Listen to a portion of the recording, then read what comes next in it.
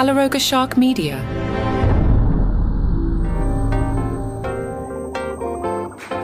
Hey there, I'm Johnny Mac with another busy daily comedy news. There's a lot going on. I'm not going to cover it today, but I want to call your attention to a pretty feisty Bill Burr interview. You'll find that on Vulture.com and as a podcast in The Good One. I'll start picking away at that tomorrow, but just other things I want to get to. The cool kids came for Jay Leno last week. They did not like the Jay Leno interview about late night and called out Jay for some hypocrisy. It's really interesting to see what Jay's legacy has become as the Team Conan people just continue to pile on. And now the cool kids are coming for Joe Rogan. There were two things. One from the Daily Beast, the headline, a number of Joe Rogan's comedy and podcasting buddies are having second thoughts about following him to Texas. Some of the comedians they single out. Shane Gillis moved to Austin years after he was fired as a cast member of Saturday Night Live. They point out, in June on Andrew Schultz's podcast, where Andrew was probably shocked to learn that Donald Trump didn't do everything he said he was going to do, Shane said, Texas effing blows. Gillis criticized Texas, describing how his home had a blackout for 3 days. Gillis said, the second we ran out of power, the house was 90 degrees and just bugs. Bugs came in immediately. The house filled with bugs, and I'm just laying in the dark. In 2024, Shane Gillis told Theo Von, I just wanted to move to a place where you can do stand-up during the week. Forever it was just New York and L.A. Now you can do it in Nashville, in Austin. Brendan Schaub said, I miss my community and my routine after moving from L.A. to Austin. Tim Dillon, who you can never take that seriously in any sentence that Tim Dillon ever speaks. Tim described Austin as a great place to raise a family, as long as they, like you, are dull and never want to succeed. In September, Tim was on Whitney Cummings' podcast and called Austin a soulless city that should be burned to the ground. He described the music scene as three heroin addicts busking with guitars. Whitney made fun of the Joe Rogan experience and said he'd rather have someone that makes knives than you, right? They're just hoping the people he's flying miss their flight and they need someone at the last minute. Dillon has moved back to L.A., we're told, but says of Texas, yeah, the taxes are better, and yeah, there are benefits to not being in L.A., and yes, L.A. has a host of problems. But I moved here because first and foremost, I said something new will be good. I was wrong. The cool kids continue to go after Joe Rogan. Last week on Wednesday's The Daily Show, they did 7 minutes on Joe Rogan. They did a mock biopic. The narrator of the biopic says a new thinker has emerged to grapple with the mysteries of our universe. He is the world's greatest thinker. They then showed clips of Rogan saying things like, why do black people like menthol so much? And if you're drinking water, you're drinking dinosaur pee. The narrator continues, and talk he did, because the most fundamental truth about the modern world was finally within his grasp, that a man may speak forever without knowing things, as long as he has a podcast. Rogan began his true life's project of absorbing the collected wisdom of the world's greatest wise men, and every now and then, a woman. They then show guests Elon Musk, Donald Trump, and Alex Jones. Then they highlighted the title of a YouTube video alleging to show all the times Rogan has used the N-word. You know what? While I've gone here, let me open up one of the Leno pieces. I wasn't going to do it at all, but since we're here. From The Nation, the headline, Jay Leno's phony case for balanced comedy. They ask, why is it that every time a great late-night host loses a job, Jay Leno appears? That's just stupid. I don't know. Why did Seth Meyers weigh in on Colbert? The Nation writes, really, Jay Leno? Fair and balanced comedian? A 2009 George Mason University study found that of the 33,000 jokes Leno told about politicians during his first run as the Tonight Show host, he told 4,468 Bill Clinton jokes and 2,999 about George Bush. They do add that, of course, there's no reason Leno shouldn't have gone after Clinton more than Bush if he wanted to. There's just no reason why Kimmel, Colbert, or Fallon shouldn't go after Trump more than anyone else. You know, part of this, guys, is just from a comedy standpoint, Clinton is funnier than George Bush. George Bush is funny, but George Bush is a lot funnier than Obama or Biden. Again, nobody has yet really to nail an Obama impression that's truly funny. None of the Biden impressions were funny. There are funny Trump impressions. There are funny Clintons. There are funny Reagans. There was a funny George H. Bush. There were funny Nixons. Chevy Chase figured out a way to do Ford. So yeah, for us to go back, you know, what is it, 25 years later? No, it's 30 years later now, and be like, oh, Bill Clinton, Monica Lewinsky. It's not funny. Leno's right-leaning show regularly topped Letterman's in the ratings. I missed that. Jay Leno's right-leaning show. I missed that one. Okay. They did discuss the Lewinsky of it all. The Nation writes, take, for instance, Leno's relentless slut-shaming at the expense of Monica Lewinsky. In his own gauzy remembrance, Leno was a voice for fair play and civility. Back when Leno first began touting comedic civility in the Trump era, John Oliver threw a montage of his own Lewinsky jokes back at him because Leno wasn't any more civil than he was bipartisan.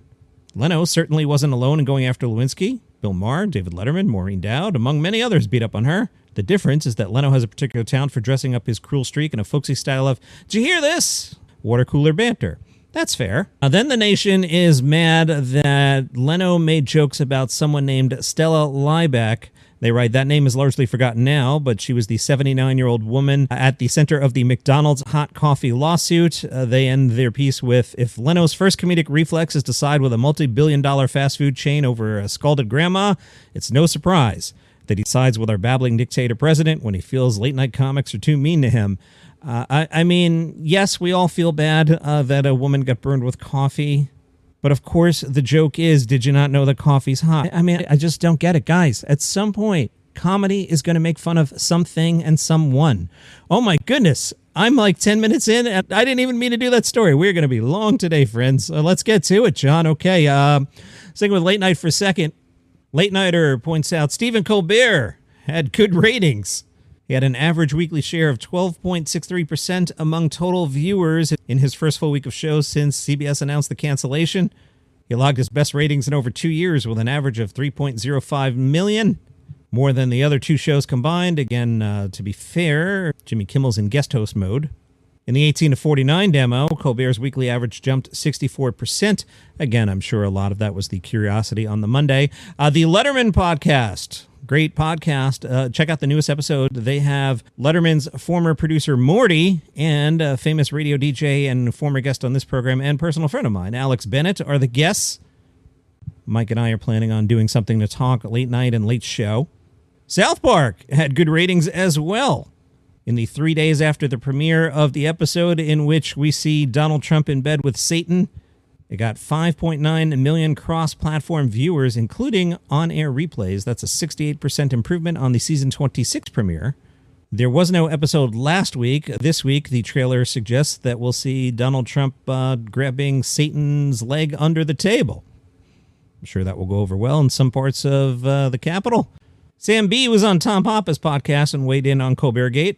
Was it money? Was it politics? Sam said, I think both things are true and real. These legacy shows, they're hemorrhaging money with no real end in sight. People are just not tuning in even remotely comparatively to how they used to. People are literally on their phones all the time, for one thing. They don't need a recap of the day's events. We're consuming news media all the time. I do it too, but we don't relax in the same way by watching everybody get together and lay down in your bed type TV and watch some jokes and some interviews. It's also true that when the president of the United States has to give a sign-off on a corporate merger, the thing you can't do is make jokes about him. He's a thin-skinned idiot. And we know he's like a pernicious cancer, and he cares about that stuff. Papa asked if TBS asked Sam to tone down her show's political stances. She said 100%.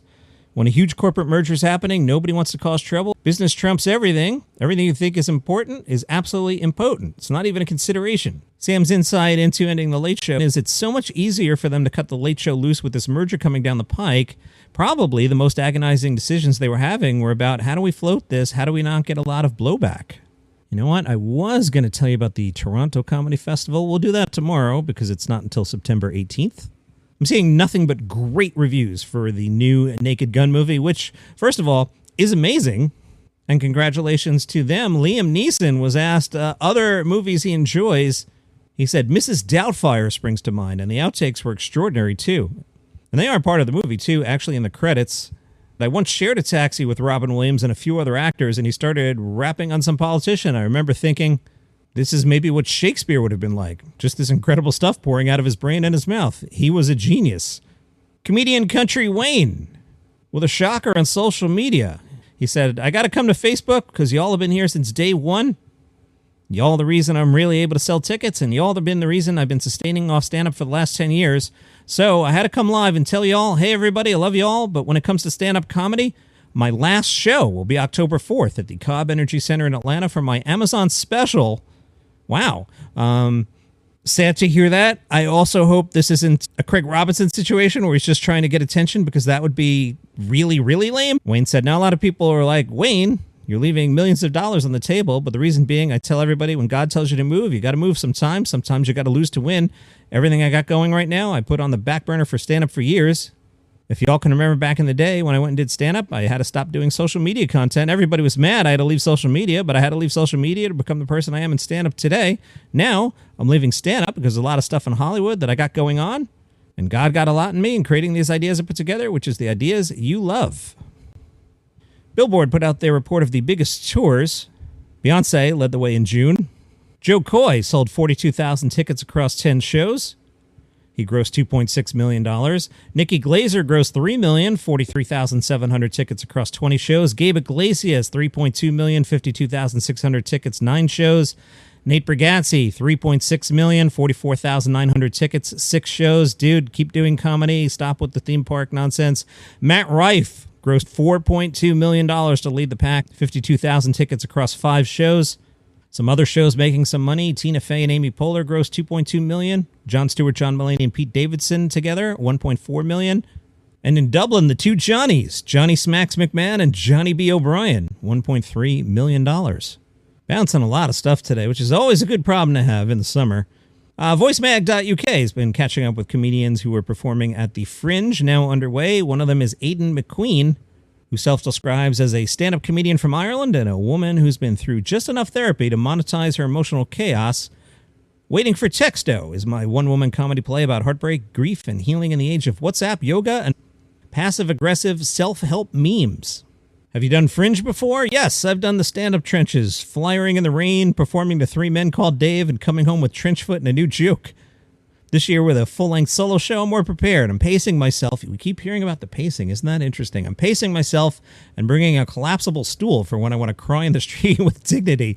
Boy, do I ever read an article that's like, hey, the Fringe was awesome and I had a great time and I stayed at a great hotel. The Fringe just seems like a disaster. Everyone just seems like they're just struggling to survive to perform at it. She says, I try to treat it like a marathon, not a breakdown in slow motion. I do yoga, badly, avoid the 7-pound smoothies, currency, not weight, and escape to the Botanic Gardens when I need to see something green that isn't envy or mold. Also, naps. Naps are resistance. Any advice for first-timers at the Fringe? Make the show you want to see on your worst day. Forget hype. Connect with the people in the room. And bring waterproof shoes, always. If you could change one thing about the Fringe, what would it be? And we keep hearing this theme. Subsidized accommodation for artists. It's the biggest barrier to access, and it's exhausting to make meaningful radical art while sharing a damp cupboard with a mime troupe and a bolognese smell that won't die. Waiting for Texto at the Patter House at 2:20 p.m. Out in San Francisco, it sounds like Luigi the Musical is doing well. Luigi the Musical, of course, the dark comedic musical. Reading from the press release, quote, inspired by the true fact that Luigi Mangione, Diddy, and Sam Bankman-Fried, 3 high-profile public figures, were held simultaneously at Brooklyn's Metropolitan Detention Center. The show is set in a prison cell shared by the disgraced crypto mogul, infamous media executive, and the viral Italian sensation and accused assassin, guarded by one confused sergeant. They've been adding shows. The August 6th show is sold out. They've added another show on Monday, August 11th. I bet you they wind up adding more. And that is your comedy news for today on a very busy summer Monday. I love it. See you tomorrow.